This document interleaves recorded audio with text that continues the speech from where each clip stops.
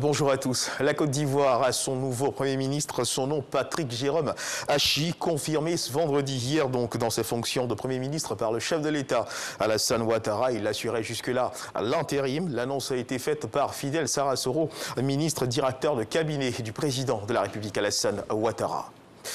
L'État de Côte d'Ivoire a engagé 47 milliards de francs CFA pour l'expansion de la consolidation du réseau d'eau potable, mais cet effort est fragilisé par la fraude sur le réseau qui entraîne une perte de 59 millions de mètres cubes d'eau, soit un manque à gagner de 23 milliards de francs CFA par an. Le ministère de l'Hydraulique passe à l'offensive en mettant en mission 180 enquêteurs qui ont reçu leur kit de travail des mains du ministre Laurent Tchaba. La cérémonie de remise se déroulait au centre des métiers de l'eau de Yopougon.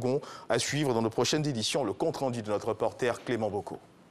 Et toujours dans l'actualité nationale, les exercices Obangamé Express 2021 pour la sécurisation du golfe de Guinée, lancés à Abidjan, ont pris fin. Les 6 jours de manœuvre, conjointes et simultanément joués dans toutes les marines du golfe de Guinée, sont donc achevés. Tous les pays concernés se sont exercés avec les marines des États-Unis d'Amérique, du Canada, de l'Italie et de l'Espagne. L'objectif est de parfaire la coopération régionale et d'améliorer les stratégies de mutualisation des moyens de lutte contre la piraterie dans les eaux du golfe de Guinée, à Boussanogo. L'exercice Obangamé Express 2021 s'est joué en mer pendant 6 jours avec tous les scénarios possibles.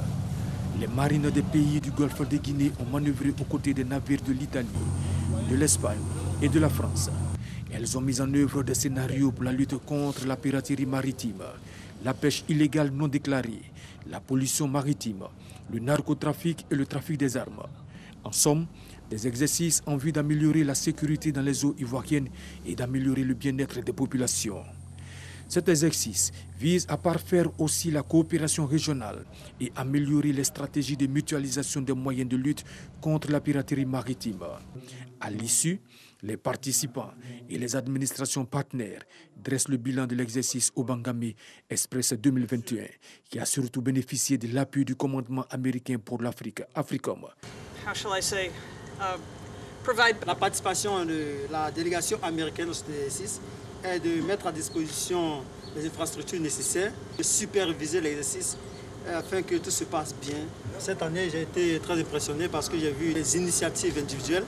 J'ai aussi vu une coopération parfaite entre les différentes marines. Les objectifs ont été atteints à plus de 90%, car nous avons avec nous beaucoup de jeunes officiers et sous-officiers très brillants et qui sont capables aujourd'hui de faire des choses extraordinaires. On constate effectivement une certaine fluidité dans les échanges et la collaboration entre les différents centres de coordination de nos pays africains. Obangamé Express 2021 est un exercice régional en mer qui se tient dans le golfe de Guinée pour lutter contre la piraterie maritime, la pêche illégale et le trafic humain. Tous les participants sont répartis avec des diplômes.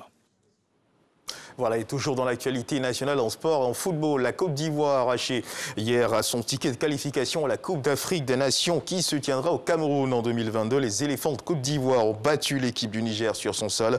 Le score du match 3-0, des réalisations signées Serge Aurier, Max Gradel, Wilfried Canon. C'était hier en fin d'après-midi au stade Seyni Kounché de Niamey au Niger.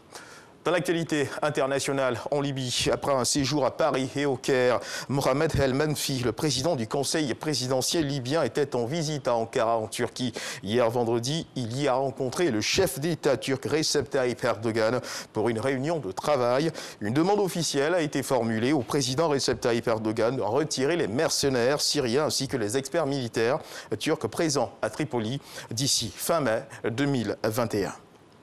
Et puis toujours dans l'actualité internationale, 180 pays de l'ONU se sont prononcés en faveur d'un accès équitable au vaccin anti-Covid après que le secrétaire général Antonio Guterres a appelé à l'élaboration d'un plan mondial de vaccination le mois dernier. Parlons d'un test moral pour la planète. Les pays se sont donc prononcés quasiment à l'unanimité hier vendredi 26 mars à l'Assemblée générale de l'ONU pour plus d'équité dans la distribution des vaccins. C'est la fin donc de ce flash d'information. Merci de nous avoir suivis.